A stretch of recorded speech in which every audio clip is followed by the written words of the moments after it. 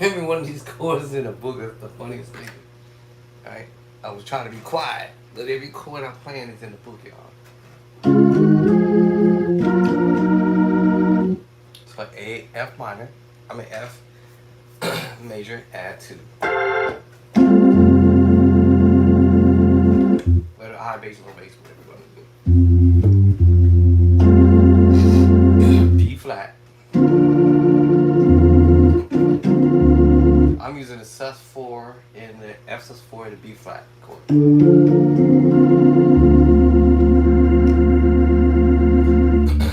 we're going to D flat major 9. E flat add 2. Let's C minor 9. B flat minor 9. D flat major 7.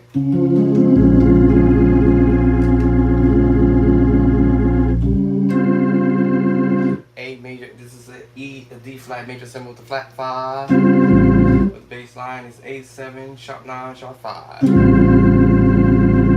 D minor 9.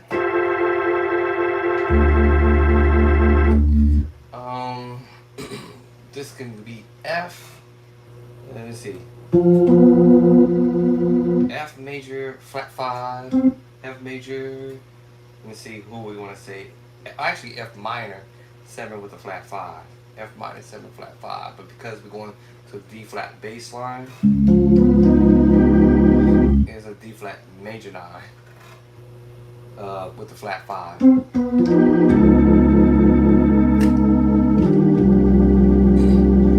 And then because we're going to an F, this is a F major 9.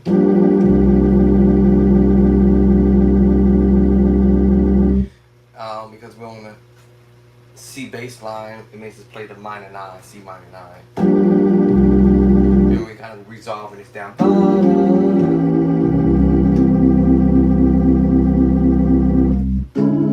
Maybe a C sharp. Well, actually, this is a D7. 3, 4. 5, flat 5. D. Okay, this is flat 5. Hold on. And then 1, 2, 3, 4, 5, 6. 1, 2, 3, 4. Hold on. What was that saying that? 1, 2, 3, 4, 5, 6, 7. Okay, so the E. So we have it. Where's that sound coming from?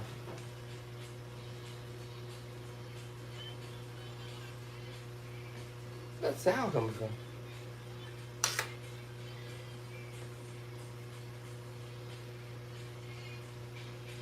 I hear some sound coming from somewhere. Is that my wife? Hold on, yo.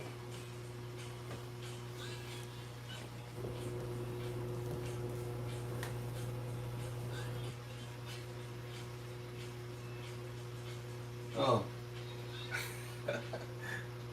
Okay, that's coming from my wife. I was like, where's that sound coming from? I was like, I thought my monitors were off.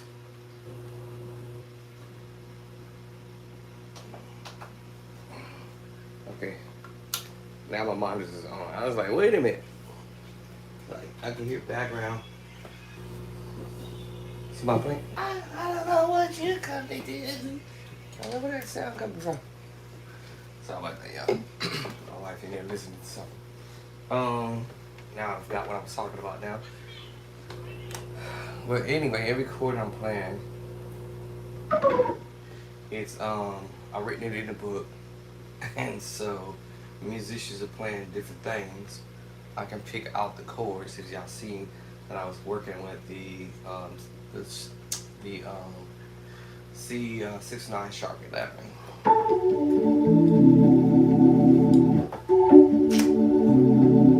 And then I went down, transposed down to the B69 sharp 11.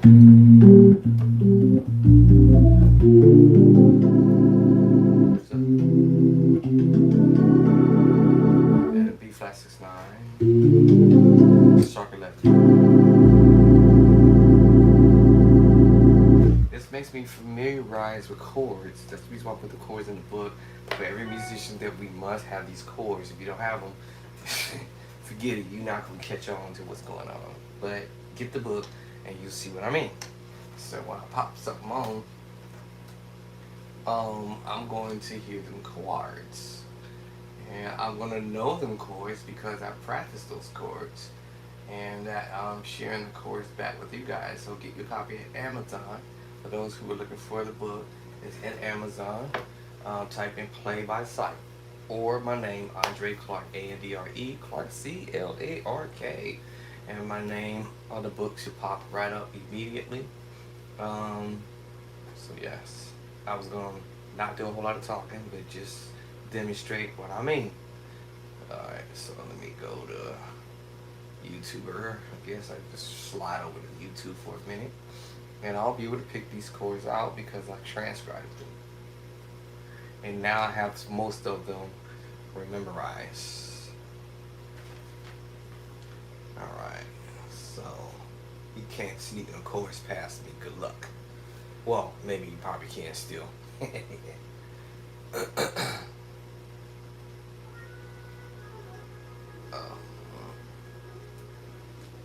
I did always do that.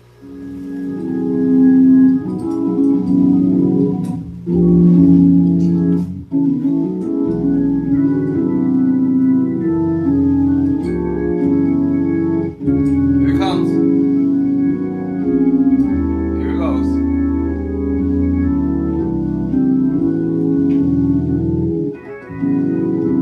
And he did.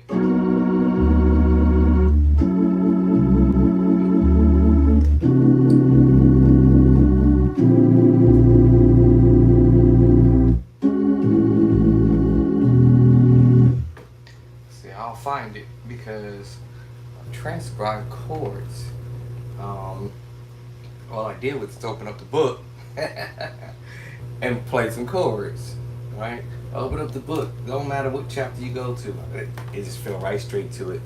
All right, straight to it. Chapter number 2, and it fell right to the chords.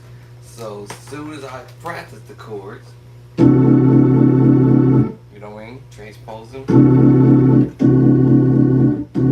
Because we're doing transpose. transposing, right? And sometimes you can have the top note or the whole entire chord, you know, second version and first version, a group actually. We have an A minor in my left hand. Technically, A minor is in the left hand, but because of the D minor and the C major chord, or the D scale and the C scales share some of the same scale notes, this is the reason why the voicings fit. And if I told you play two chords, C major and a D major chord, it's a C9, 6-9, sharp 11. And even if I don't hear the A at the bottom, it's at the top because it's the D chord. And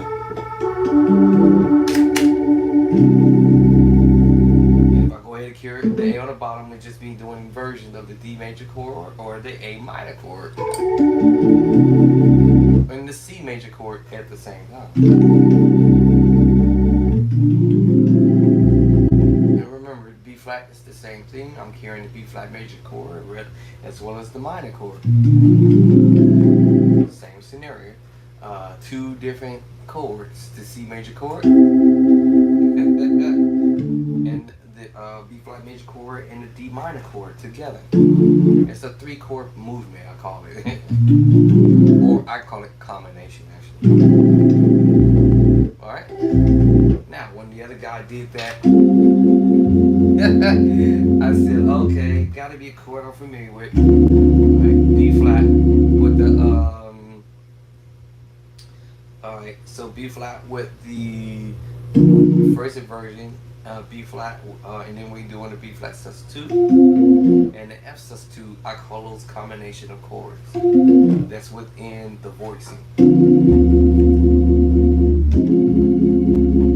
We have the same scenario. D flat is mixed with. So there is a saying, wherever there is a major move, there is a minor move. Your major move is on the, if we talk about the Nashville system, the major move is on the 1. And the minor move is on the who? Yes, the 2. And the minor move is on the who? The 3. So you have the minor move on the major move on the 1, minor move on the 2, and a minor move on the 3. Oh, yes, that's what I said. Alright. Okay, and then you also can go major move again in that little equation, and you can go A flat. And then keep on messing with it, you can go to G minor. If you keep on messing with it in that equation, you can go B flat. And then D minor. Then F major. And wherever there's a major, you already know. Wherever there's a major move, there's a minor move. What's the minor move? On, yeah, that's G minor. Right? And F minor. And then you got B flat. And I can go on with this. But so then you hear these voicing, you be like, what? Yeah, because that's what's going on. Wherever there is a major move, there is a minor move next to it. It's either going to be the 2 or the 3. And generally, in this case, it's the 3 in D flat. Oh. And then in this situation, you can have the 5 in that key of D flat, which would be A flat. Oh. And that formulates what I call the minor chord, or the D flat major 7, or D flat major 9, however you want to call it, but it creates the D flat major 7 chord. Or D, so you see what I'm saying? So when you hear, I hear the voicing, I go, oh. Oh. I hear the voicing. Okay, and then we'll understand E flat. When you drop down to C, it makes you play the what? C minor is related to E flat. E flat is related to G minor, as I keep saying, and G minor is related to B flat. And I can go on, and that's where I'll find the voicing. What? Yeah, find the voicing.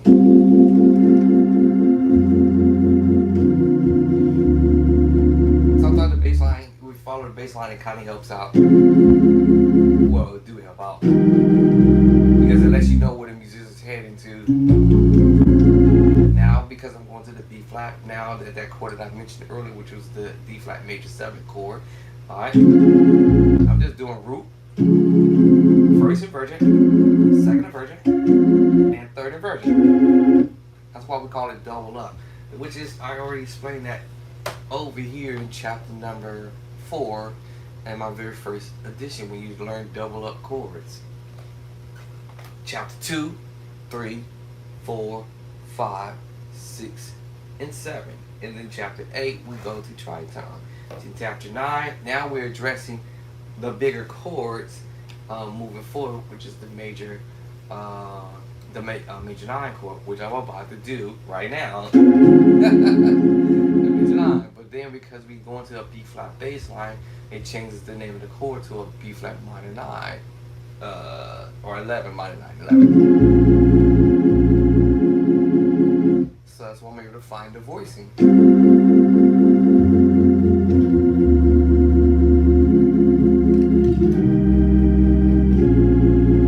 Tritone. And as I said before, the bass line is a D flat major 7 with a flat 5. And that can be voiced in so many different ways of approaching that D flat major 9 with a flat 5, so many different routes to do that. So I address it in this book as well as this book, both books, in different ways you can do it. I'm going to actually address it some more because there's more than just 1, 2, 3, 4, 5, 6, 7, 8 different ways, 9, 10 different routes to play that same chord. But you have to be creative to understand that, hey, you can go major. You have to be creative that you can understand you can go sus2. And you can pick another sus2 chord too as well. Or the sus4 or the 7 sus4 chord. And I can go to another one. So it's F sus4 chord. To a B flat sus2. To its secret sauce chord, which is the 7 sus4 chord. C7 sus4. What? I can take you to the C sus2 and the G sus4 and its 7 sus4 chord. So it's more than one way to approach that same chord, that major 7 flat 5 movement. Yeah, I can go on and on and on with this, but like I said, I'm dropping those in the book so that way you guys can see that, oh snap, I got this. That's not the one he did. That's not the chord he played. That okay? Out of 10, out of 8 to 9, out of 5 to 9, out of 5, I'll say out of 5 to 8 chords. People say learn chords 9 different ways, or actually they say learn chords 10 different routes. Something to that effect. But if you can get 5 of the different routes, or even 3 of the different routes of playing the same chord in a different way, then you start saying, oh, okay, that was the one he played. Not that one, but it was this one. On how he or she voiced their chords. So yeah. So when he did that little drop right there, I knew that was the preaching chord in C sharp, which was technically the B major 7 chord, the standard. But if you add a bass line to a C sharp, then it makes you play it turns it now into another name, which we may call it the C sharp or D flat 13 sus chord. And if you go into the 5 in that key 1, 2, 3, 4, 5 in D flat, then you have the minor 9, A flat minor 9, or G sharp minor 9, depending on the key signature you say you in, the flat or the sharp. Oh, but then when you put that same chord over an E bass, that changes the name of that chord to a E something, a E major something. See, hold on. Yeah. So basically, I have the 1, this the 2. All right. So I have a 1, 2. So that makes me play an E major somehow. I had to look at the name of my fingers, but so we have the 5, and then my 5 went sharp. All right. Or we might look at it as, well, anyway, y'all catch it later. We can say 4 with a sharp 11. It just depends on how you want to look at it. But it's an E something chord. But anyway. So that's what he does, a drop there. And then he goes out. We're doing this in the key of E, by the way, anyways. So then he goes to the next chord, which is technically without the bass line and F sharp minor 7 chord. But when we drop the bass line, it changes the name of the chord there. Actually, I have it written in the book. I just have to go pull it out. I can't remember these chord names yet. But the next one for sure I remember it because I just opened up the book and looked at it and said, oh, okay, this is a C 6/9 sharp 11. And then when it goes to the B flat bass line, then it's a B flat 6/9 sharp 11. So that's the drop you do.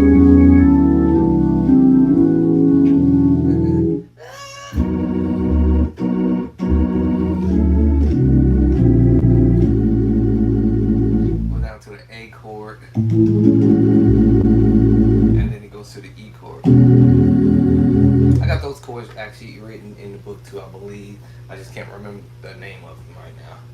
Alright, so being with that all been said, that's not gonna be on here very long, so I said a few minutes, so I'm gonna cut off quickly. Because I know once I get started it's a wrap. But listen to all this stuff, F add 2. Alright, this is B flat. And then D flat major 9, C minor 9, I said earlier, B flat minor 9, A 7 sharp 9 sharp 5, and then D minor 9. That's when we went to a D flat chord here. This is a D flat major 7. So we had 1, 2, 3, 4, 5, 6. Oh, sorry. 1, 2, 3, 4, 5, 6, 7. So the 7 would flat the 7. Now we would probably say D flat minor at this point because we end up flat 7. 1, 2, 3, 4, 5, 6, 7, flat 7. So D flat minor 7 for a second if I say this. Because of the way he's chording this, but and then we have 2. So now they changed the name of the chord because now I would have said D flat minor 9 because that's the 9. We had the 7 because the 7 went flat. So D flat minor 9. And then the craziest thing is because he has the 1, 2, 3, 4, 5, 6 and flat 6, we're gonna say 13. So D flat, we can go D flat 13 minor 9. Or did I say that right? D flat minor, D flat 13, D flat 13. I would say that D flat 13 minor. Oh, I forgot how to say it now. Wait, see, we go minor 13. I'm sorry, minor 13 with the flat 9, or actually minor 13 9 actually, technically, because the 7 was automatically flat anyways. So we have a D flat 13 9. Yeah. Let me see. 1, 2, 3. Yeah. So yeah, D flat like he said, D flat D. Why do you say D flat? Well, yes, it is a D flat major. I'm sorry, not D flat major. I was gonna say that, but it becomes a minor now because it's 13. It's just a D flat minor 13. If I say it right now, D flat minor 13 9. Because it's 1, 2, 3, 1, 2, 1, 2, 9. And then we go to the C minor 9. I mentioned all what this is. We do like 3 chords there. 1, 2, 3. And then the next move he goes here. And believe it or not, this is actually because we go to the A bass line. Remember the tritone? It's the same chord chord I played a minute ago, but in a different route. Remember? It's the same exact chord here, which is again the A7 sharp 9 sharp 5. It doesn't matter what the other little note voicing that he did here, or with the diminished move. It's still gonna be the same chord, or it actually could be a I was gonna say D flat diminished major 7. D flat diminished major 7. But because we went to the A bass line, that changed the whole scenario right there. So what happened was 1, 2, 3, 4, 5, 6, 7. So that's the 13. But because we're on A, still it turns this into, like I said, the A7 sharp 9 sharp 5. No matter me moving that one up to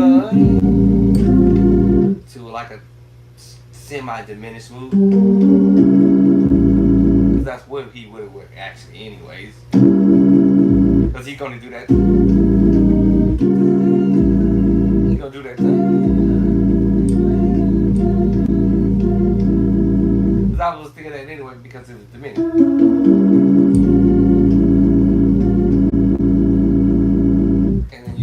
Back to that first chord or that other the D minor 9.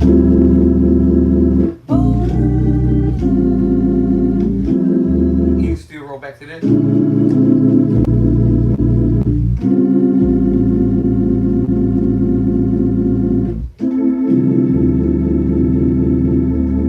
And mess around.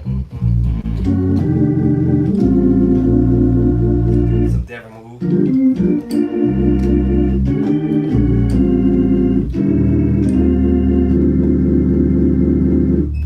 Stuff. This is the minor 9 move.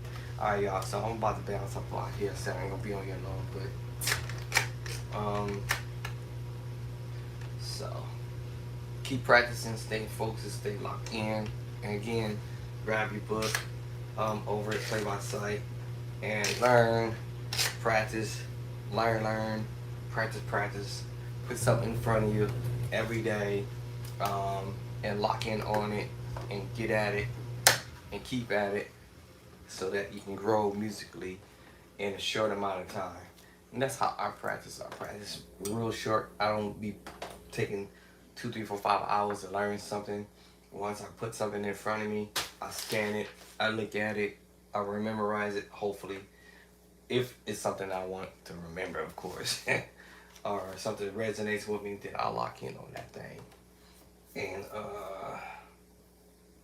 yeah. And once I lock in on it, of course, I shuffle it off to somewhere. I don't know where I put them chords at from the other day. Where did I put it? I thought I put it in the book. But I shuffle it off. Oh, here it is.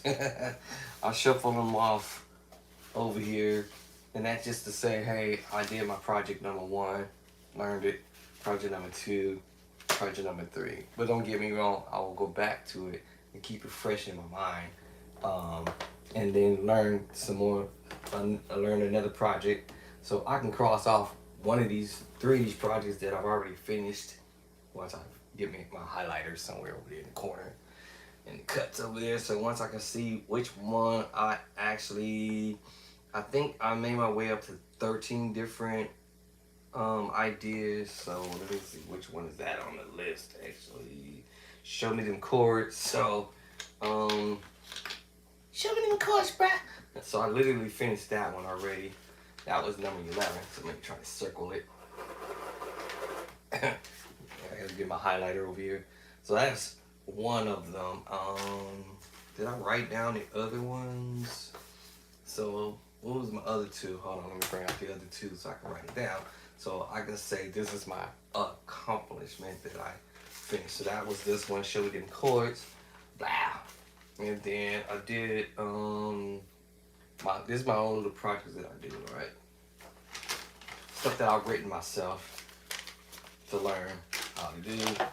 So this one on my list here. This is one on my hit list. Is this one on my hit list?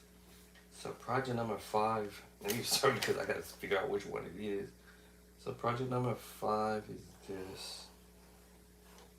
Project number 6. What was project 6? Snap. What did I do for project 6? I don't forgot. Okay, I'm trying to see how I got this lined up. Hold on. Okay, project number 1 is this one here. This is project 2. My pen going out? Yeah, and that's project 3 for A flat thing. Project number 4 was this whole song. It's a song I was learning. And 4 different keys. Project number 5. So I circled it so I can know which that one was. What was project 6? Oh my god. What did I say for project 6, y'all? Ooh. I didn't write it down. Ooh. Hold on.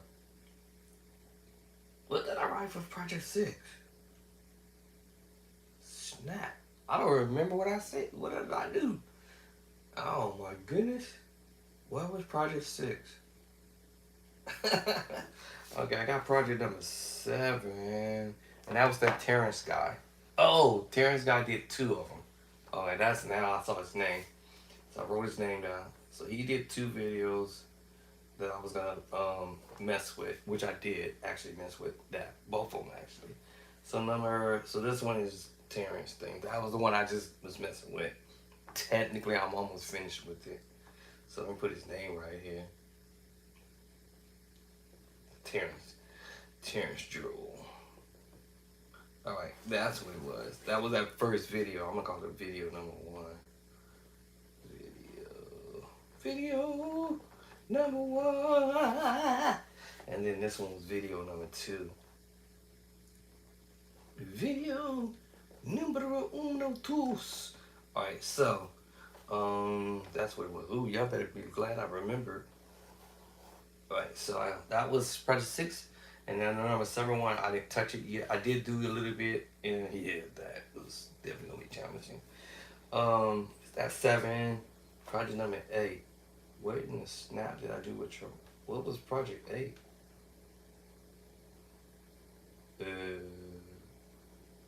What was project 8?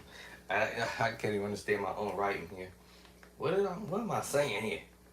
Project number 8, and it was something that was for 26 seconds, is what it looked like it say.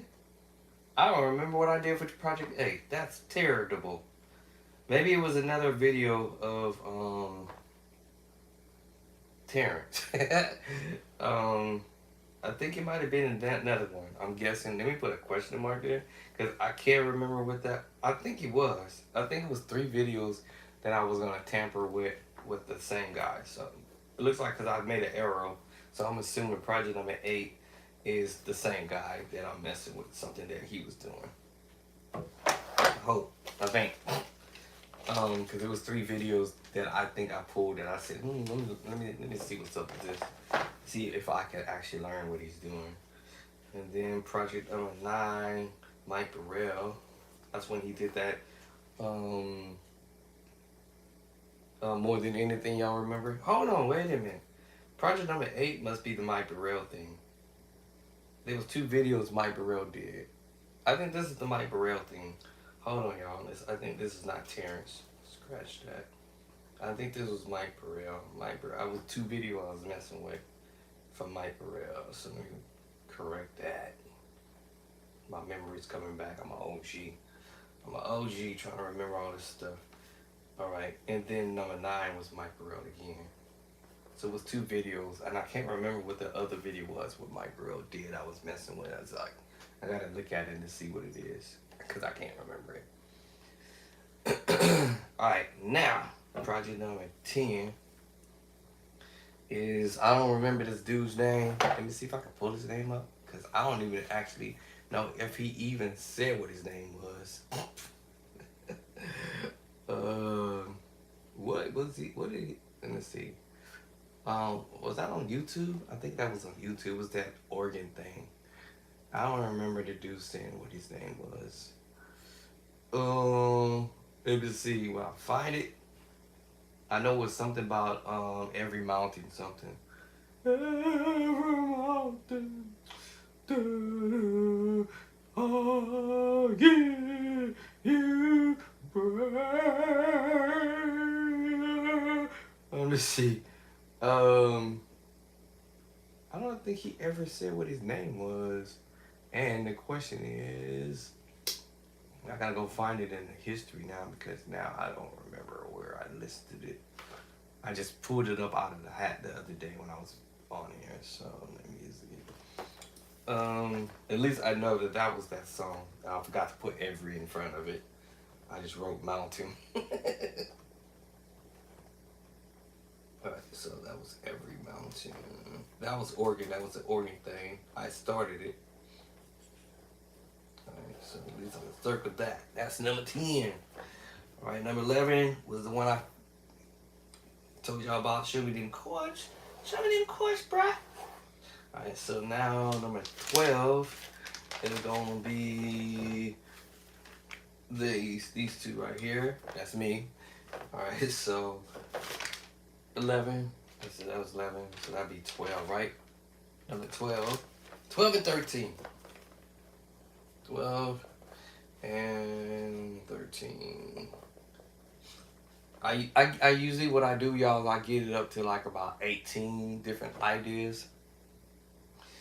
Right now I'm at 13. So that's pretty good. 13, 14, 15, 16, 17, 18. Gee, I got 5 more to think of.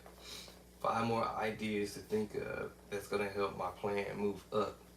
So right now, this is my little project for I can't even spell. Project that I did for C sharp, and the other one was for the key of D. So I started it and finished it. So technically, I can go check mark, I'm done with that. And then that show me them chords. I can check that one off because I did it and finished it, but of course I'll go back over it again. And then, let me see here. I think I'm gonna push up to about 18. I'm 13. Like I said, 14, 15, 16, 17, 18. I'm gonna push 5 more ideas. Now, let me see if I can find that guy I was talking about. What was the name of the song? Let me see if I type in, I guess, every mountain or something. Maybe it pop up. Every mountain cannot spell. And would it actually pop up? Sometimes when you type in, it'll let me know. Oh, here it is. Found it pretty quickly. Actually, I might learn it from 2 different musicians, 2 different ways. Actually, from what's his name? Jaden. All right, so that's gonna be my number 14. I'm gonna probably put 14 in here. I'm probably learn that route that he did it, how he did it actually. It may not be 100% on point, but I promise you this. It would definitely be, I would definitely for sure learn it somehow. Let me see. I don't know if he's doing this on keys or the organ. Hold on. Was he doing this on keys?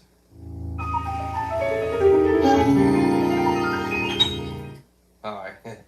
Okay. Okay. Can't play too much of this because I may get a YouTube strike, so I can't play that too much of that. They gave me a YouTube strike when I did it for the guy who did it on organ because of the person's voice. So it might give me a YouTube strike on it, but I barely played too much of it. So let me see. Let me find one for the organ actually. So since that came up, I guess I got to put organ. I guess. Oregon. My wife just left. Oh, no, she's parking the other car. So let's see if I get lucky if I find this other guy who did it on the organ. Let's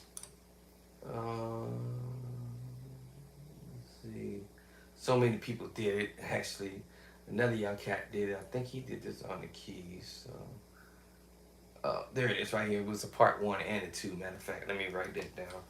So that's the other guy. It's another guy who did it. So that's gonna be my project number 15.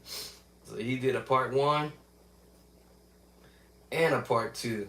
Yeah, as I said, may the force be with me on that. And that was every mountain. I think write this down before I forget. So I got at least up to 15 right there. Every mountain. Thank God this one was shorter. The second one was short actually, so I probably might learn the rear first, and then I might go back to the part number 1.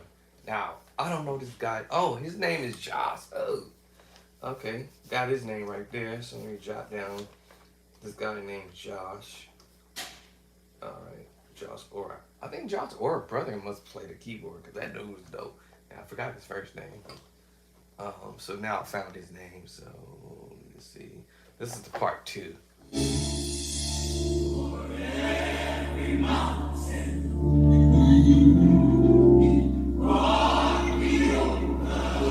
Okay, so the algorithm might catch me on this one, but anyway, so that was part 2. So now I just gotta find part 1 right in my face. Ah! So I was working on part 1 actually. And thank God both of those are like 2 minutes. Part 1 is like 2 minutes. No, part 1 is like 2 minutes and 50 seconds. And then part 2 was how many minutes? Damn, I don't know, where did it go? That's part 2. This was part 1. And part 1 was, wait, hold on, I got it backwards. Yeah. And then part 2 was like 2 minutes. I thought it said 2 minutes and 44 seconds. 2 minutes and 44 seconds. Cool. Alright, so I got my little project going. I'm growing it. So now I got up to 15. I got, so it's 16, 17, 18, 3 more to go. So I'll pick 3 more ideas to learn stuff on the organ. And then that's not going to be difficult to do because I got so much stuff right here in my face that I need to finish learning or relearn. The first thing is, most of the stuff I played, but I've forgotten it because when I got sick, I kind of, some stuff just went out the window. A whole lot of stuff went out the window when I got sick. Y'all wouldn't understand that part, but anyways, when I got really, really sick, I actually thought that I wasn't going to be here. I'm gonna do that kind of part right there, but I really actually thought I was gonna be out of here for sure. But the Lord said not today. But so I forgot a lot of stuff that crazy. Is this the beginning? It's the beginning. All right, so this is already in my hit list. This is already on my hit list. This is on my hit list actually already. Maybe I'll do the David Jackson thing. Alright, so that might be 16. That's probably, I'm gonna do David Jackson. 16. Let's see, which one is this? Which one is this one? The A flat. Okay, that's already on my hit list. That's this one. Got talk music. Okay, that's on my hit list. These are already on my hit list. Alright, these are on my hit list. Let's see, I'm missing a chapter somewhere. Hold on. I'm missing F sharp. That's what I'm missing from this. What is the key of F sharp on here? Okay, so maybe I'll add. This is already on the hit list. I'm gonna add this one to the hit list. That made me get 16. I definitely want to go back to this one right here because this one had me sounding dope. That's gonna be 17. This is gonna be 18. Getting close to my. Oh, actually, I'm at my number now. I'm at my quota. All right, y'all. I'm at my quota already. 18 different ideas. And if I want to go even more. I got, like I said, so much stuff to sit here. and actually learn. So, what do I want to make as 19 and 20? Ooh, maybe I'll do some Trini. At least two, 19, 20. To add on. And of course, I got my own stuff too that I transcribe right here that I'm kind of like, feel like I'm holding back on for a minute. I don't even know how that got in here. Or this one. But these, all this for sure, is all me all day. Me, every last one of these. So all of these is me. So 1920. So this will make it 21. This will make it 21 for sure. Ooh, okay. 21 for sure. And then this will be 21. This will be 22. I made up some more chords right here. I guess I'll make this 22, 23, 24. 25, that's Devin. Some more Devin stuff. Some more Devin going to heaven. Alright, so I already got the stuff lined up. As I call it, get your ducks lined up. I'm gonna put this over here so I can remember. I'm gonna add this to. Actually, I'll put it over there. So I'm gonna add this to this equation. So whatever I told you my numbers was, I'm adding to it now. So now I might end up doing about 20, 25 different ideas. That's gonna make my plan go skyrocket. I'm about to be skyrocketing in a minute here. Oh, hold on. I guess I go 25, 26, 7, 8, yeah, 29. Maybe I add 29, but I guess I'll be at 30, y'all. Alright. I'll be adding up to 30 different ideas. I don't think I've ever did that much. That's gonna be a lot. Uh-oh, wait a minute. I got two more down here. 30, 1, 2, 3. I think I got about 33 different ideas to do. And I ain't even cracked the other ones. So if I add those other ones to, so what I'll do is I'll do a little bit of this, a little bit of that, a little bit of this for every one of these. And then, and keep going back and forth with it. And before I know it, I'll be playing like the pros. I'll know every chord that every musician is doing. When I mean know it, talking about know it, I mean playing it all. Whatever they doing, I can do it. Cause me doing this is gonna make me sound like a beast on the organ. All right, not bragging, not like I'm just talking. This saying this is what I want to be better at. So I got my ducks lined up in front of me, one at a time. So y'all hear me cracking at it, you already know. I'm coming your way. All right, I'm out. Peace and love and Corbin. Y'all have a good evening, day, afternoon, morning, wherever you're at in the world. Oh, my wife did leave. Oh, she actually left. She actually left. Oh, she must have went to the store. Is that her coming back? That woman that left, she didn't tell me she was leaving. Not that she had to. I could have picked me in here blazing right now. Cause not that I'm bothering or nothing like that, but anyway, I got about 15 minutes anyway to chill anyway, so I just wanted to come in here and practice for just a few minutes, cause like that's what I normally would do. It take me like 5 minutes. Once I dive into whatever it is I'm diving into, I'll take about 5 minutes of doing this or that, and then lock in on the organ.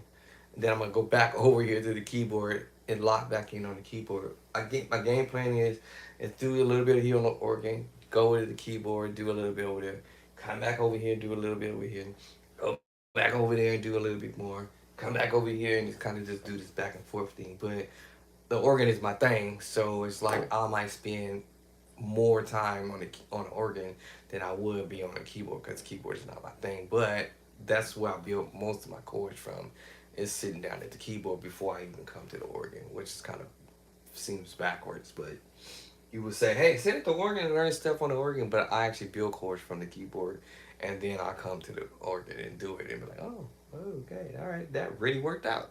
Sounds nice.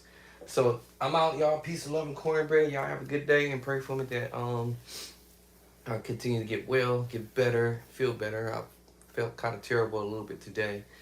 Um, so I'm drinking this. People are like, "Yeah, that's not good for you," but my stomach be not feeling great because of the medication I'm on. So yeah. So I'm hopefully by January 6th when I go to my appointment, hopefully my doctor will tell me some good news according to my X-rays and according to my lab. I mean the MRI is the biggest thing is to tell the story whether I'm fully 100% cured from valley fever. Valley fever and nobody, you wouldn't want that. I promise you. I told a patient that last night or early this morning, I'm like, bro, you don't whatever you going through, you don't want this. This valley fever is no joke. It's nothing to play with. It's terrible. It's terrible. So anyways, y'all pray for me that I get my 100% full illness. I believe that. I mean, because God allowed me to be able to talk and walk at this point. That's why I'm happy to talk. Because I couldn't talk for a minute. I couldn't speak, talk, do nothing. Like nurses doing this stuff, help me with moving around. I couldn't move. I was temporarily paralyzed, hip down, and that's not a good feel. And then I couldn't move my hands, my arms. It was wild. It was wild. And then not to be able to talk to and speak, that was like what? That's insane. That valley fever is no joke. I promise y'all.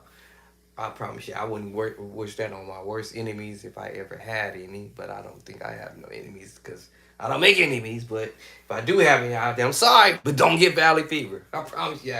I wish that not on no man. People are talking about like cancer and all this other stuff. Valley fever. Valley fever don't knock on the door and say, "Hey, yo, I'm coming to get you."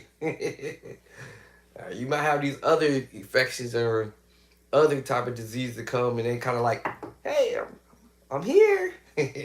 Valley fever, it don't do that. Valley fever sneak up on you, bow. It ain't gonna be no knocking. Valley fever when they hit you, it's like, you either gonna live or you gonna die, or either you gonna live, die, or you either gonna have to live, you're gonna die, or you're gonna have massive surgery or amputation. One or the other. Some with valley fever, but some of us, I'm gonna say some people survive it without having amputation, survive it without having multiple surgeries, and some of us survive it without kicking the bucket and die right off. Because valley fever sneak up on you, and when it gets you, you don't have a chance to recover. Because sometimes with some people like me, I kind of sort of ignored what was happening, but I was trying to address what was happening. I probably said, "What?" Um, I was just trying to address the pain, but I didn't know I had valley fever. I didn't even know I had pneumonia. Actually, that was the craziest thing. And then, anyways, but after taking a fall maybe twice, actually, I don't even say maybe twice, but at least three times, matter of fact. But yeah. My wife said after the first fall, you should have went to the ER immediately. But I'm trying to be Mr. Macho Man. Oh, I got this. Fall down again. And then at this point, she was not happy about that. But I was like, still with the Macho Man thing. I got this. I'm cool. I mean, take the whatever stuff I was trying to take to get rid of the pain. But all I was doing was feeding the pain, basically. But I didn't know. Then, yeah.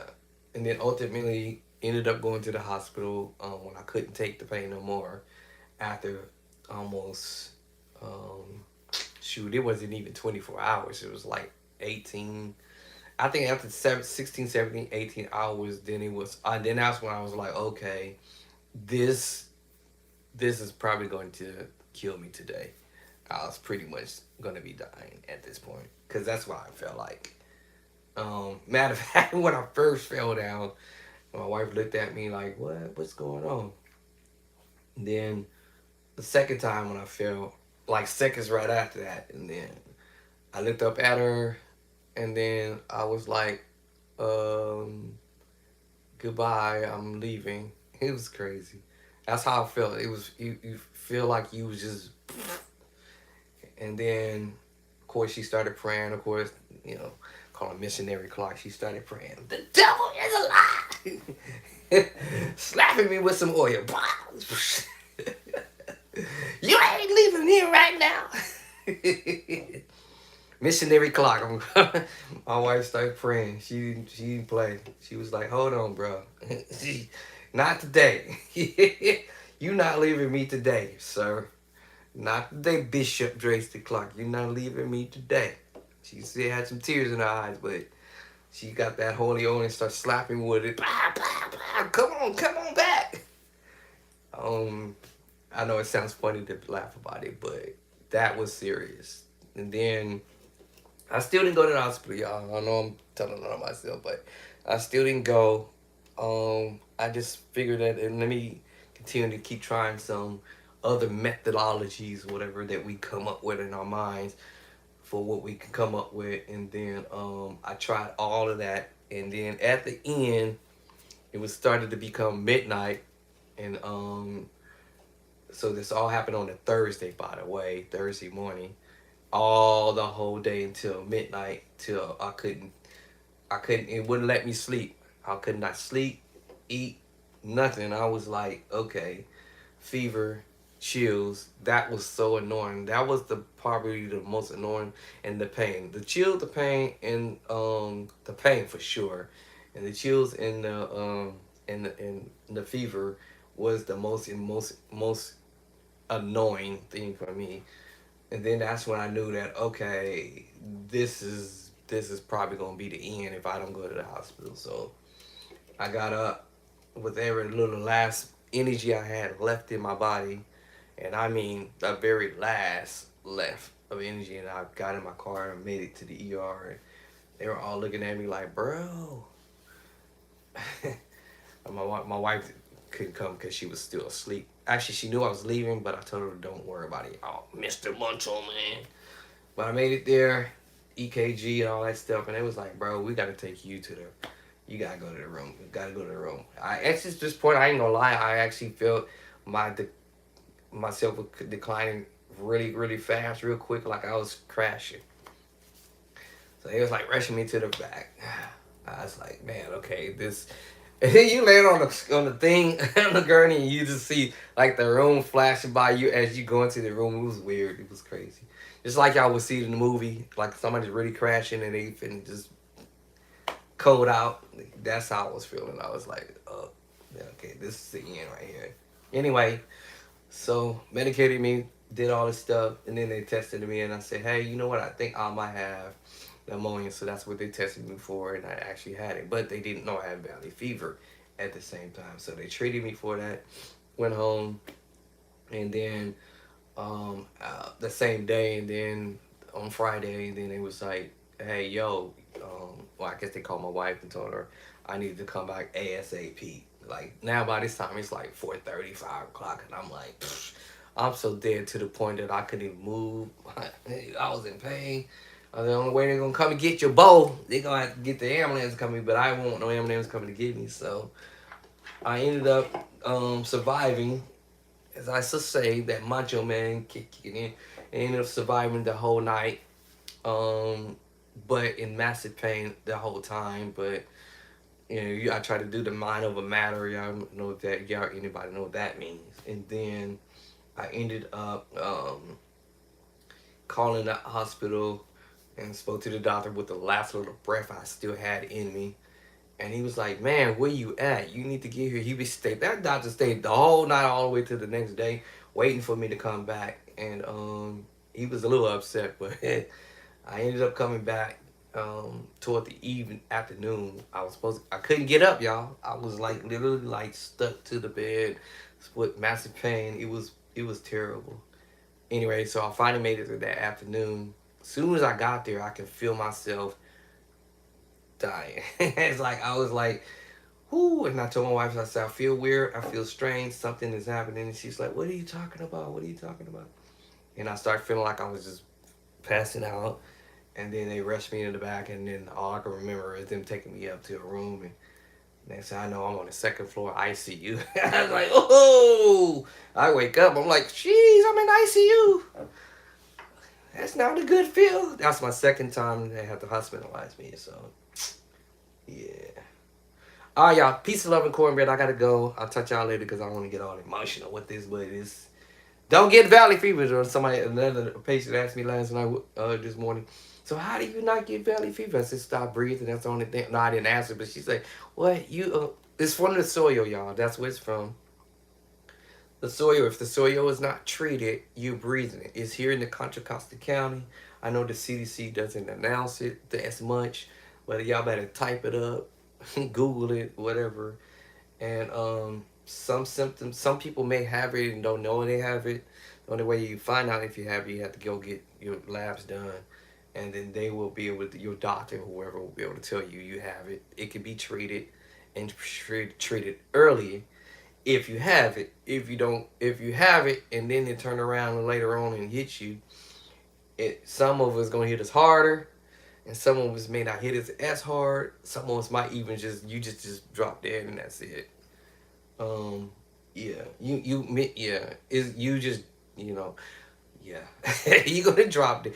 Now I'll just say this before you drop dead for sure. If you have it, it's just like I said, it sneak up on you and it's very painful. Um, to have it because it attack your lungs and then it attacks your muscles, your tissues, your bone. And mine went immediately straight to the bone because I'm not a big guy, so it was just straight to the bone, to my backbone. So this pretend this is my back side of my back, my buddy's side. Instead of it uh, going this way to the back, where my buddy's is, it found a way around and went inside of the backbone, and it was biting and chiseling. When I say biting, yes, y'all, like it was a what they call it, what they call it, oh, I forgot the name now. It's called I only had one. Thank God, it was one. Some people have multiple. Mine's I only had one. What did they call that darn thing? I call it the bug, but it's a name for it. Um, Dang, what's the name of it? It's the tip of my mind here, but I only have one, and once I get to the name of it, that was what I say is again is a bug. And I call it the demon. It was so mad and angry with me, y'all. I used to talk to it when I was so in pain. When I was like, man, why are you doing this to me? Why are you attacking my back like that? And the more I was talking to it, was just like, it was just doing this, y'all, in the same spot over and over and over and over. It was breaking my bone in my back and just like tapping at it over and over and over until I can actually literally feel it cracking the bone in my back and chiseling off pieces of the bone in my back. Not like I said the buttocks part, but the inner part. So that means it didn't matter whether if I'm sitting down, forward, backward, sideways, laying down, forward, any angle. It was like it really fractured the bone in the back to the point where I said earlier I was temporarily paralyzed and I couldn't walk. People touched me. I was like, oh my God, like the pain was just out of this world. But what do they call that son of a gun? Dang, what is it called? I only had one. Dang, I can't remember the name of it. Maybe I should look it up actually. Let's look it up. Then maybe it might come to my mind when I see it, but don't get one. They generally usually say that if you've been in an accident or some type of injury to the body, you grow. I want to say the word you grow, but it's an injury that you get, and what happens is when the fungus find that area, um, it eats at that area, but they gave it a name. Let me see. Can I find the name of this? Um, and I only, like I said, the doctors told me I only had one that was actually attacking my back. Let me see. Valley fever. Let me see if it pops up the name of this thing. Um, Let me see here. All right. Do not allowed. Valley fever is a fungus infection from inhaling squirrels. I might not pronounce it right. Spores in the soil of the southern western United States and parts of Mexico, causing flu-like symptoms like you having a flu, fatigue, rash. I didn't really get too much of the rash. I had only a small percentage of the rash and the cough. I only had a very small percentage of the cough. Often resolving. Let me see. Often resolving on its own, but of course, but sometimes leading to serious lung issues. This is where it got into my lungs and started massive pain in my lungs and penetrating through my chest, making me feel like I was having a heart attack. That's how I felt. And the pain was beyond words that cannot even express. That it was my experience with it. And then let me see. And then also they said meningitis. Thank God I didn't get that. That was not what I had or ended up getting, but it felt like it was going that direction. Let me see. That is there. Let me see if I find the other name. Now, people may ask the question, how do you get it? I already said it. You inhale it. All right, you ingest it into your breathing. You breathe the air. Somebody asked me, how do you prevent from getting it? And something the lady patient told me last night, what? I have to stop breathing? I said, pretty much. Doesn't matter. You can wear a face mask or no face mask. You breathe it and it's in the air. That's how you get it. That's the transmission of it. All right. What's the other name? And they said pretty much the fungus lives in dry soil. Dry soil. So meaning that the soil have been saturated. I know this might sound disgusting. So if you have a dog or cat or somebody has mice or rats or cattle or whatever animal, they all gonna urinate on the soil. Y'all catch what I'm going with this? All right. So people, when I say people, let me say this: industries of bringing dirt from this land to this land to this land, and they bring it to where you bring it, have new homes or whatever, or people use this stuff to put out there in their lawn to grow their grass. Y'all follow where I'm going with this? All right. Or you may have a landslide somewhere in your neighborhood where the rain rained so hard that it just rained down and got all in the driveway or the parking lot or whatever. Anyway, once that happens, anything that urinates or whatever or poops or whatever in the soil, if it doesn't get treated, if the soil is not getting treated, it can get treated. But if it doesn't get treated and it dries up, you can get this stuff in your system by breathing it and inhaling it. And generally, they say usually people get it on or around the dry season. So when we have the summer, June, July, August, they say is really the biggest, highest time around August, June, July, August, around in that month. And check this out when I say this, because it rained, um, let me see, June, July, August. So we had some rain, right? During the winter time, but it dried up. Summertime came along. Y'all catch what I'm following? Follow me now? So everything had dried up during the summertime. Around August, the wind is picking up and blowing this stuff around. It's filtering in the air, is everywhere, basically, on your car, on your lawn, on your dog, on your cat, or whoever. Anything you touch, you end up inhaling. Anyway, so that's what I'm saying. It lives in dry soil. So if the wind is blowing, it picks this stuff up. It flies wherever it goes. I told you where it's at. But the CDC is not going to make a massive alert for people to say, oh my God, 10,000 people are dying from this. I'm pretty sure they have, but they're not listing it. 20,000 people has died from this. They're not listing it because not enough people has died from this yet. From what I know of yet. It could be 30,000. But some of this heavily is in Fresno, the Fresno area now. He's here in the Contra County, Southern California, and Northern California. That's what they're saying right here. This is what I'm breathing. And anyway, so you breathe the stuff, it's get in your lungs.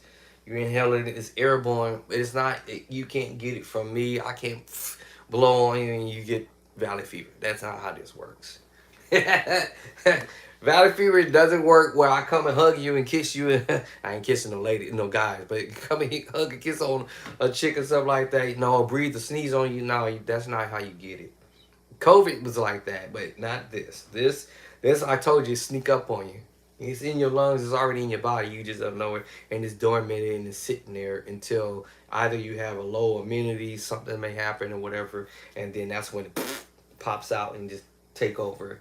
Matter of fact, the person I was talking to ended up with pneumonia, and I was like, "Oh, you better make sure you don't have valley fever, because this is no joke." Generally, they say usually people get this from digging, like farmers. Or like I said, if you're working out in your yard and your lungs, you breathe that in, you got to put on a serious respiratory um, gear to make sure you don't. Well, I said to make sure you don't get it, but still, it could be a small percentage of that you breathe. You don't have to breathe thousands of pounds of this stuff to get it in your system. It's just that one small little that can just get in your throat, in your nose, and then it just lodges in your lungs and it sits there for a while. So that's what the fungus is. Trying to see. Let me see. So yeah, I'm just reading the rest of this because airborne from disturbed soil, as I said. So if the soil gets disturbed, you go out there kick up, or you out there doing garden in your yard. Digging up. I had to dig up some when I was doing my fencing, my backyard. Maybe like, see, the crazy thing is I got sick with this in 23, but I did this stuff back in 2022 and 21, if my memory serves me correctly. And I put up my own fencing. I put some mulch back there in my backyard. I had to move some dirt around. So this might have already been in my system all along, and I didn't know it. And then all of a sudden, out of the blue in November 2023, November the 9th, who I will never forget for the rest of my decade, and I had already had this stuff in my system for quite some time. And I think the only reason why it got activated was either because my immune system had dropped low, or I had maybe an allergy attack, and I was having an allergy attack, and that caused me to have pneumonia. Trigger pneumonia, trigger valley fever. It's pretty wild stuff. And then it's telling you what the symptoms are. Um, you have off the mouth of like flu-like symptoms, because that's what I thought I was having. Maybe no, in the beginning I didn't know I was having a flu system. I just had straight up pain. The pain was just bow to the back of my chest, and I was like, wow. But this is what they say. And here, this is what you will probably get mild, or when they say mild, it's when it's saying it, it's kind of like, okay, this is how it's going to hit you. But some people don't hit them like that. Some people, they get hit real hard, real quick, and then, flu-like symptoms, you get the fever, you get the cough. I said earlier, the fatigue, night sweats. Yeah, I had all of that. I had the fatigue, the cough, the fever, and the chills. I only see why they didn't put the chills on here, but I had the chills. I was cold, like freezing cold and hot at the same time, and fatigue. The cough didn't come until later. I mean, mucho later. Like, I think probably the cough didn't come until after maybe my fifth hospitalization, I think. Maybe the fourth. I think maybe my fourth or my fifth hospitalization that I had. That's when the cough eventually popped up out of no man's land, nose running, that type of stuff. But I had the sweats for sure, and the body aches. Yep, here it is, the body aches. I, mine started out with the body aches from the gate. I didn't have none of that other stuff other than the fever, the chills, or like I said, the fever and the chills, the fatigue, the body sweat, and in the body pain. That's what I had in the beginning. The rash part of it, I don't think I had that. I had the dry skin, but not the rash. I had my skin was dry. I guess they considered the same thing, but I had dry skin in certain spots of my body, but it wasn't as severe as yeah. And matter of fact, it's about to talk about that on the next part of this probably. The severe discomfort spread can affect skin. I just said that. Sores. I didn't get. Okay, I do get the sores. Like I got it on my leg. I feel it on my leg every now and then. I usually feel it on I think right here, on my elbow. That's why I got the sweat jacket on. Let me see here. That was just minute or whatever, but it wasn't extremely annoying. Bones. I just said that earlier. Painful. It's telling you exactly what you're gonna get. The severity of it. I had the bone severity painful. Joints wasn't an issue. Mine was the spine. This is the spine. That's what it was attacking my spine. Then it says the brain. I didn't have that issue with the brain. I still can think. I can still talk. Right? So it didn't affect my brain. Liver. It didn't attack my liver because they was watching that immediately when they first started realizing that I had valley fever. So they was eyeballing that 100%.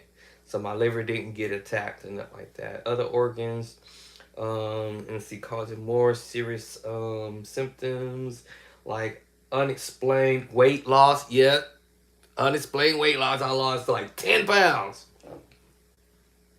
I was just telling my wife just now. I was like, man, I'm losing the weight again, a little bit. So yeah, weight loss, unexpected weight loss. Yep, that's what's happening.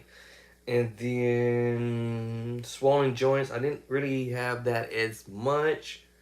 Headaches, I had that for sure. That was annoying. And confusion. Yes, I had the confusion. I was like, what is going on?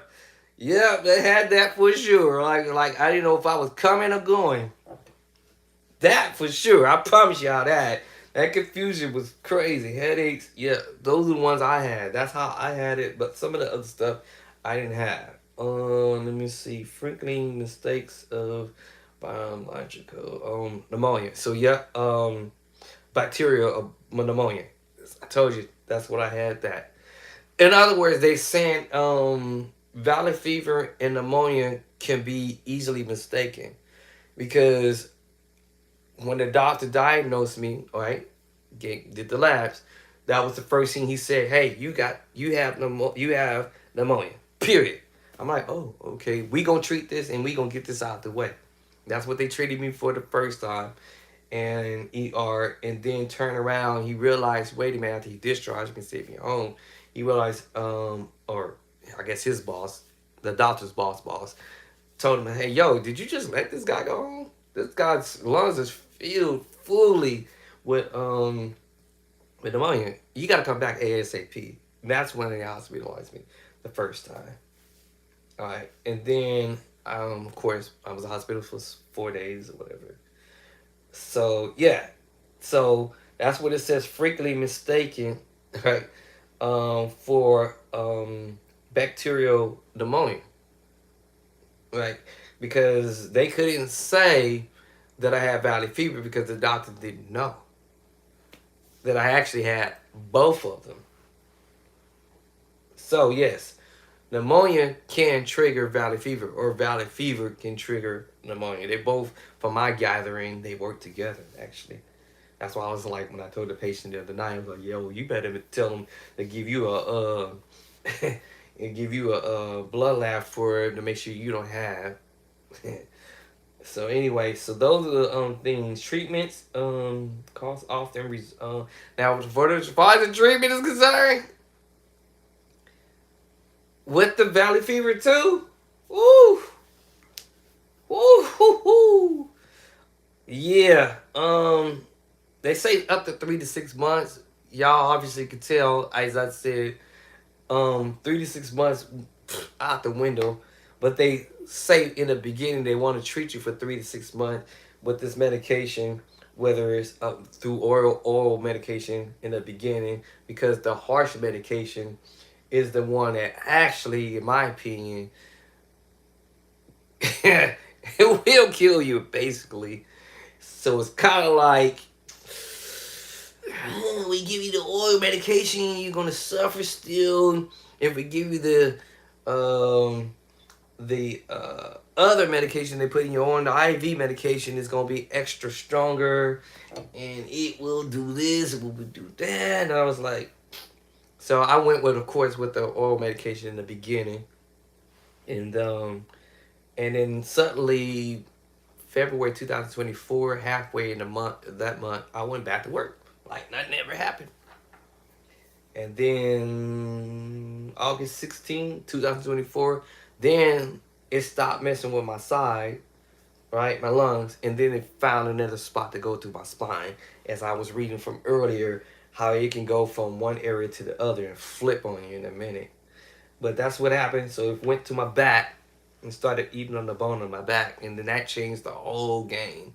At this point, temporarily paralyzed me. That's why I'm reading this, what it's telling me, and exactly how it went down. And at this point, that 3 month period went out the window for the doctors, because they were saying, okay, yo, we gave you this medication when you were oral medication when you were in the hospital, partial of the IV medication for pneumonia and valley fever, but they took me off of it and put me on the oral medication all the way up until August 16.